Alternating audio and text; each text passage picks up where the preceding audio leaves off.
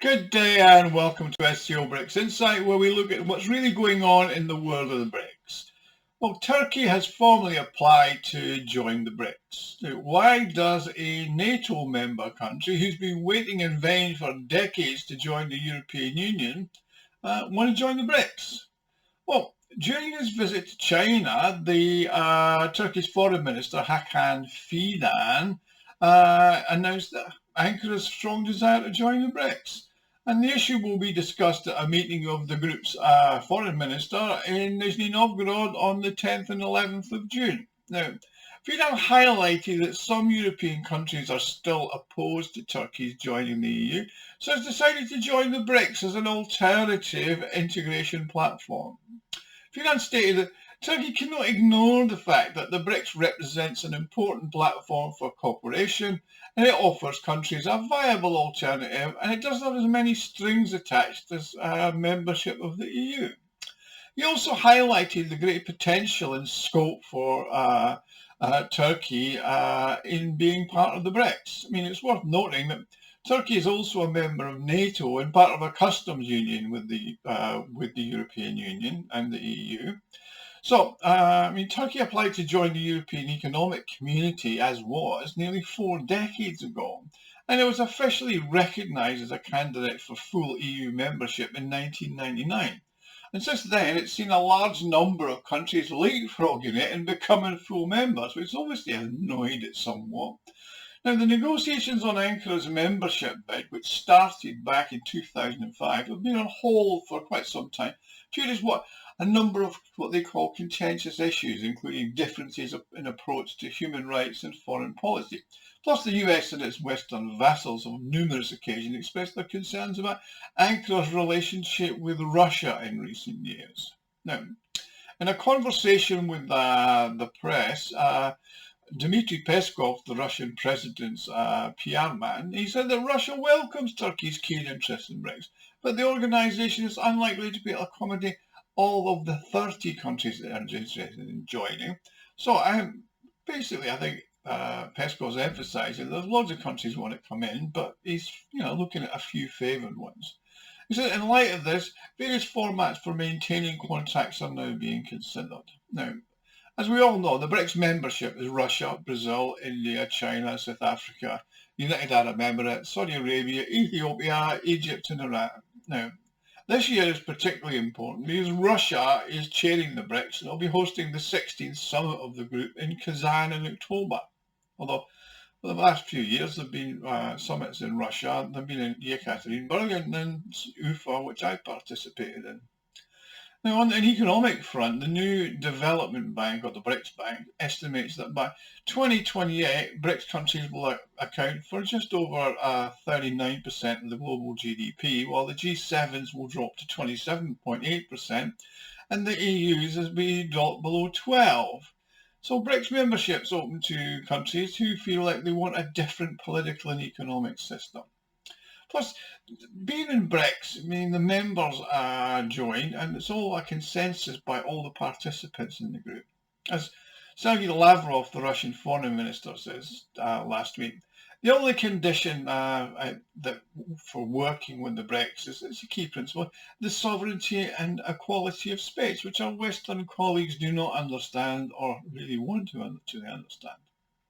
Most analysts actually agree that for Turkey to join BRICS, it would further strengthen its economic ties with the countries of the CIS in Central Asia, plus link up with China, Iran and India in the Belt and Road Initiative and the North-South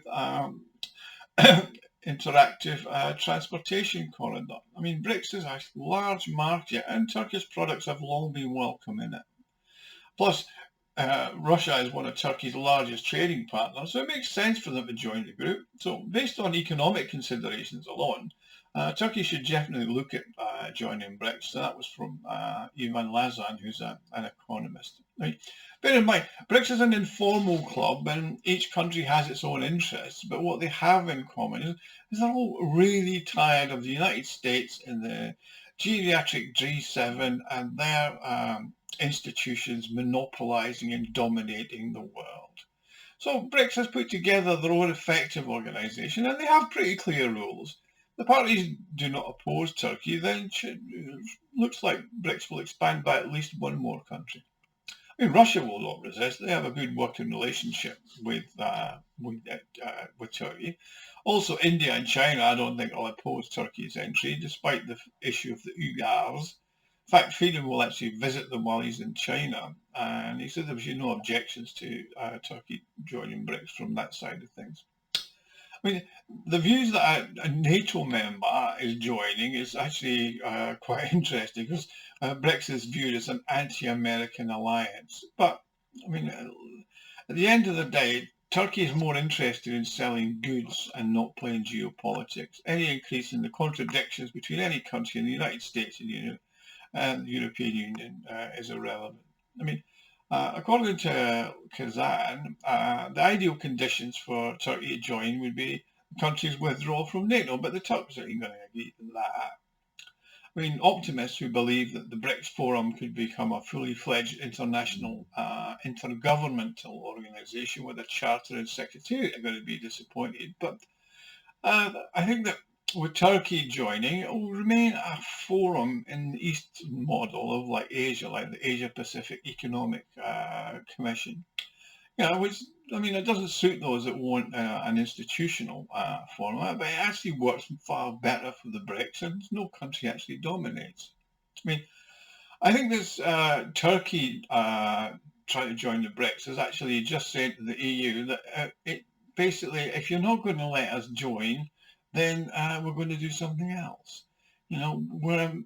Turkey's a major regional power. It's got the second largest army in NATO, and it's not going to cling on to its idea that it might one day get into the EU. I mean, Ankara's joining the BRICS will enhance the status of the format and help Turkey. And I mean, it's not ending all relationship with the EU just because you're a member of BRICS. China, India, etc., all trade very well with the EU and with America, so it's not a particular problem. So let's see how it goes on that. I mean, on the BRICS, I mean, how is it going to expand? Well, is it going to be from 10 to 20 to 30? I don't know. I mean, maybe they'll just go to 12 or 15 and then have like associate members. We'll see. But I mean, certainly a country like Turkey deserves to actually be in. It's on the focal point of Asia. And it will only strengthen the hand of the BRICS between Europe, Russia, Asia, etc. I mean, at the end of the day, Erdogan is playing his cards very carefully. I mean, he's obviously decided that he can see that the strength is happening with the BRICS, so he's going to throw in his lot with them rather than the EU, which is diminishing in power. Now, the fact that it's a NATO member isn't a problem, because India still has pretty close cooperation with America as far as military is concerned. So, I mean, is Ankara using this as a stick to beat the EU? Well, maybe, but it has waited a long time and it doesn't seem to make any progress on the EU. So why not join the BRICS and at least get at the big table with India, China and Russia and start playing with the big boys, I mean, according to Erdogan, Erdogan is basically looking for opportunities to strengthen Turkey in its foreign policy and its economic situation. I mean, at the end of the day, he's a merchant. He trades where he thinks it's going to be profitable. And of course, Turkey's main advantage is its geographical location at the junction of Europe and Asia. I mean, it connects between the two great continents of Europe and Asia. So Turkey, if it gets in, it will strengthen the organisation. It'll certainly be beneficial to Russia and to the other countries up there. Anyway, thank you for watching, and please like and subscribe. If you enjoyed this video, you can help me fund the channel and the website SCOBRICSinsight.com by clicking on the thanks button at the bottom of the screen. Thank you, and I'll see you all again soon. Thank you.